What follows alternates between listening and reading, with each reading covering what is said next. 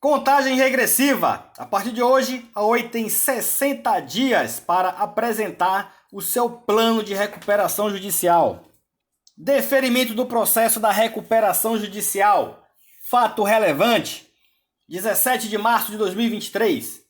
Salve pessoal! Sejam todos muito bem-vindos ao Quebrando Padrões. Meu nome é Urias Silva, não fazemos recomendações de compra ou venda de nenhum ativo listado em bolsa. Trago para os amigos no vídeo de hoje fato relevante sobre o deferimento do processo da recuperação judicial, ao qual não durará até o final do ano de 2023 e eu vou trazer para os amigos os motivos que me fazem crer nessa situação, do porquê que essa recuperação judicial, essa nova novela de Oi BR3, como muitos estão titulando, será a série mais curta da história das recuperações judiciais.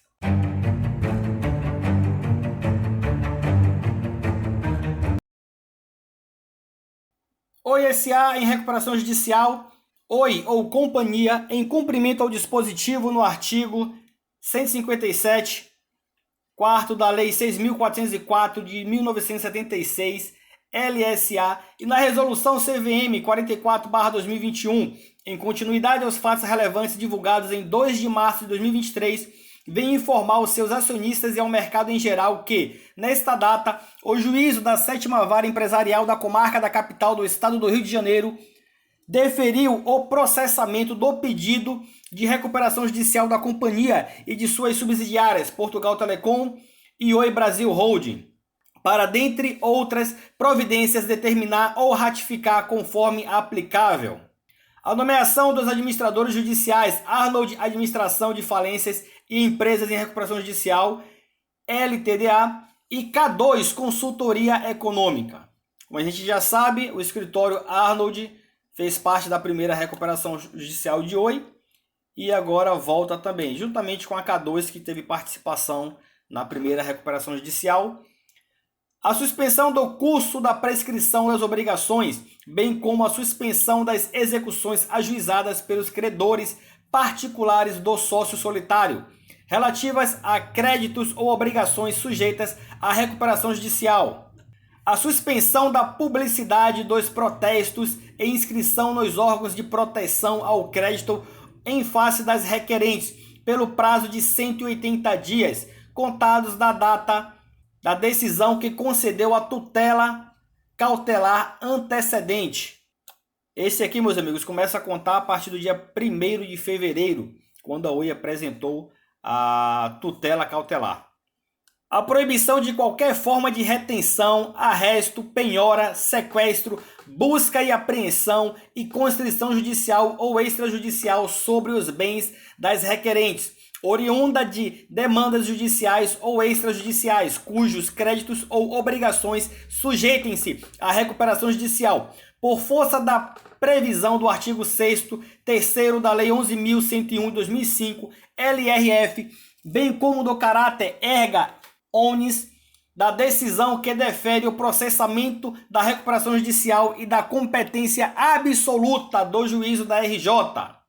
A manutenção das fianças judiciais e dos seguros garantia judiciais protestados por terceiros em favor das requerentes, que tenham por objeto garantir créditos concursais, com a consequente proibição de liquidação ou execução de tais instrumentos de garantia do processo, sob pena de violação do princípio da par contídio creditorium. A dispensa das requerentes do atendimento aos requisitos econômicos financeiros nos procedimentos licitatórios. Petrobras, SEAB, Banco do Brasil, Agência Goiana de Habilitação, Defensoria Pública do Acre e ESP-MG.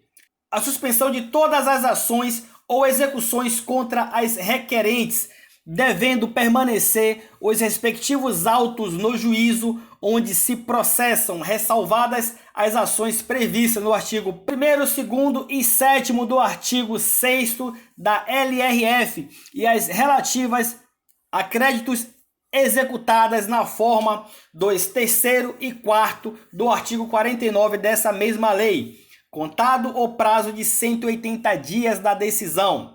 Lembrando que esse prazo de 180 dias pode ser prorrogado por mais 180 dias.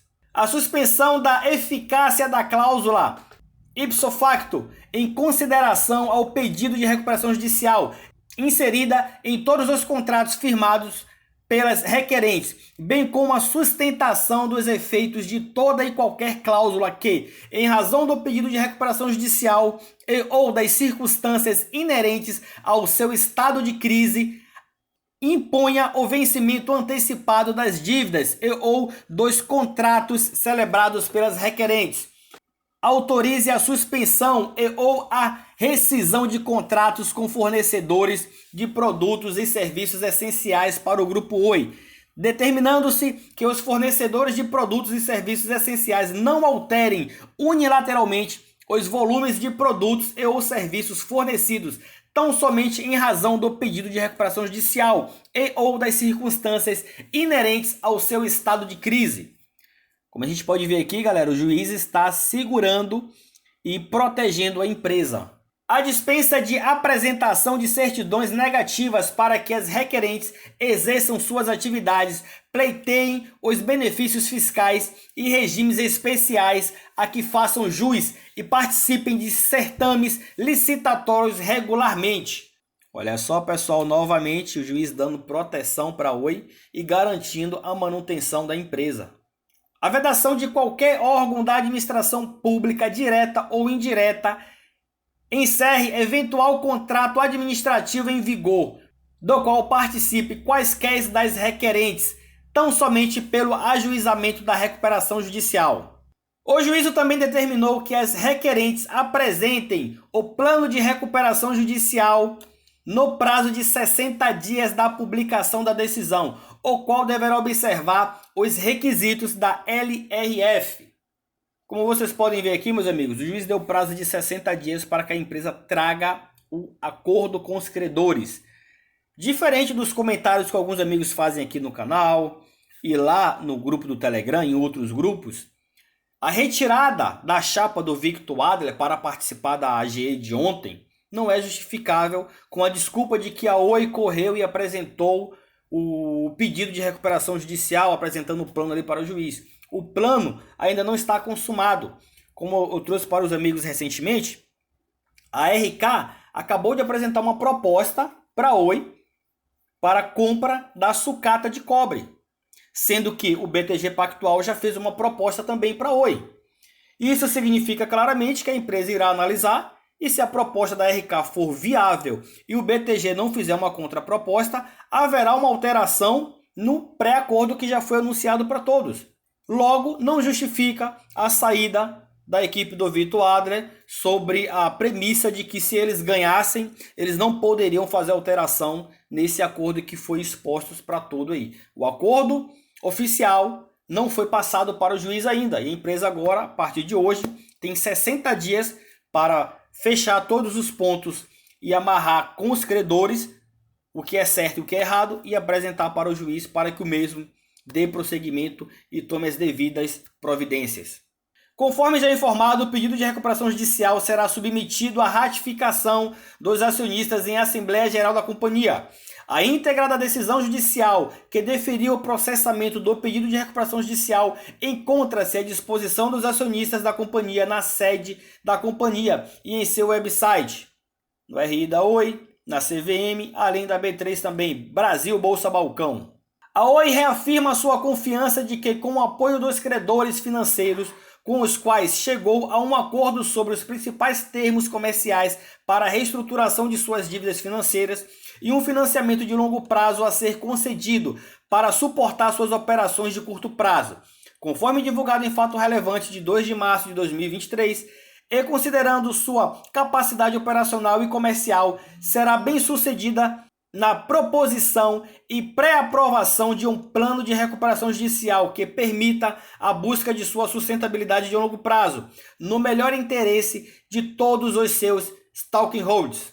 Atenciosamente, em decorrência dos impactos nas demonstrações financeiras relacionadas a diversos eventos subsequentes, tais como o pedido de recuperação judicial e o deferimento do seu processamento, informado neste fato relevante, as evoluções das negociações com os credores, a obtenção da anuência prévia junto à Anatel para alienação de sites da operação fixa, como consequente alteração no cronograma dos trabalhos da auditoria independente. A companhia informa ainda que será necessário mais tempo para a conclusão dos trabalhos de elaboração das demonstrações financeiras padronizadas, DFP, referentes ao exercício social encerrado em 31 de dezembro de 2022, e comunica a alteração da data da divulgação da referida DFP do dia 23 de março de 2023 para o dia 26 de abril de 2023, de modo a garantir a divulgação das informações precisas, consistentes e completas aos acionistas e ao mercado. Alteração de aproximadamente pouco mais de um mês aí na divulgação do balanço. E como a gente acabou de ver, pessoal, o juiz bloqueou todos os custos que a empresa tinha que ter com determinados credores. Então isso também altera o balanço. A Oi manterá seus acionistas e o mercado informados sobre o desenvolvimento dos assuntos objeto deste fato relevante. Rio de Janeiro, 16 de março de 2023. Vou trazer para vocês, meus amigos, o motivo que eu acredito que essa recuperação judicial não terá mais de um ano, não chegará até o final de 2023. Principalmente considerando uma série de fatores que a companhia não controla. Então, por exemplo, só a taxa de câmbio fez com que a diferença de dívida reconhecida no final do ano versus o que ela poderia ser caso não tivesse havido uma mudança de câmbio foi próximo de 8 bilhões de reais. Então, esse tipo de situação nos levou a mencionar que naquele momento do encerramento de que era um excelente passo adiante, completar uma fase muito importante, sem a qual, obviamente, a companhia não seria viável, mas que ainda seria necessário atuar, principalmente em duas frentes, Samuca, e aqui a gente está falando de uma delas, né? Uma frente é toda a frente de equacionamento da concessão, a gente já conversou algumas vezes sobre isso, mas essa certamente é pauta para talvez uma outra conversa, e o equacionamento da estrutura de capital da companhia, endereçando a sua dívida. Então, para isso, nós começamos a trabalhar com a ajuda de um assessor financeiro, que é a Moelis, que é especializada em reestruturação de dívida financeira. Nós começamos a trabalhar com eles já em setembro, outubro do ano passado. Então, é um processo que começou em discussão com credores, até para entender dentro do próprio plano existente, naquele momento, o que seria viável fazer. Iniciamos as discussões com os credores financeiros, e foi um processo razoavelmente longo, mas que nos deu a prerrogativa de, ao olhar agora para essa segunda fase, e a fase da recuperação ela é importante para que você formalize vários dos acordos e evite, por exemplo, até formalmente que algumas situações se verifiquem, como tem um vencimento de juros de dívida em fevereiro. Obviamente que sem um acordo com credores, esse vencimento poderia configurar uma quebra de compromisso de plano, e a gente não queria ter nenhuma quebra de compromisso de plano. Então, de maneira consensada, acordada com esse grupo de credores, dentre os quais estavam os recebedores, os credores desse vencimento de dívida, a gente fez um processo, falou, não, vamos fazer um outro processo aqui estruturado para realmente buscar a sustentabilidade da companhia, e isso, no final de todas as discussões, acabou levando à conclusão, tanto nossa quanto do grupo, de que o caminho seria fazer um processo de recuperação formal. Você diria que vocês estão entrando nessa segunda recuperação numa situação melhor ou pior do que vocês entraram na primeira recuperação? Certamente melhor, com um volume de dívida menor, com uma visão de futuro, com uma redução de custos, com muita coisa tendo sido feita já, e sem dúvida nenhuma com uma visão de futuro do que é possível fazer. Em live que o Rodrigo Abreu participou com o Samuel do Teletime, ele deixa claro que esse novo pedido de recuperação judicial foi em comum acordo com os credores. Logo, diferente do que foi noticiado lá em fevereiro, que a empresa estava aplicando um golpe, sendo caloteira, que ela entrou com um pedido de recuperação judicial justamente para não pagar uma dívida que vencia naquele mês. O próprio CEO está trazendo a público, como vocês puderam ver, que o acordo de entrada na recuperação judicial foi com todos os credores, justamente para amarrar todo esse acordo perante a lei e assim evitar qualquer risco, até para os próprios credores, pois se de repente um resolvesse a pedir falência da empresa, poderia prejudicar os outros que estavam de acordo com as propostas ali tratadas entre ambos. Então, trazendo essa situação para a justiça, meus amigos, não tem como depois um credor ou outro querer reclamar e acabar prejudicando aqueles que aceitaram, como a gente viu acontecer aí com o aditamento ao plano da primeira recuperação judicial em 2020, onde depois de aprovado os bancos tentou brigar na justiça, o juiz não deu deferimento, não aceitou o questionamento dos bancos. Então, quando a coisa está amarrada na justiça, é muito mais benéfico para a empresa. E essa é a proposta do Rodrigo Abreu junto aos credores, fazer algo garantido para todos perante a lei e sendo acompanhado pela justiça. Como a gente pode ver, a partir de agora a empresa está livre, né? Ela não corre nenhum risco de pedido de falência e nenhuma coisa do tipo. A partir de agora ela está sob a proteção da recuperação judicial, acompanhada ali pelo juiz Fernando Viana. Então, a partir de agora é aguardar os 60 dias, que é o prazo da Oi, para que ela apresente o plano. Possivelmente o juiz vai passar depois para que o Ministério Público acompanhe esse plano e diga se concorda ou não. O juiz vai avaliar o plano. Se for de acordo, ele dará a sentença em seguida de saída de recuperação judicial, porque esse é o real motivo da entrada nessa nova recuperação judicial. Apenas amarrar todo o acordo perante a lei. Então, como vocês puderam ver aqui, esse é o motivo que me faz acreditar que essa recuperação judicial não chegará até o final de 2023. Esse é o vídeo de hoje. Agradeço a todos pela participação. Curte, comenta e compartilha. E até a próxima.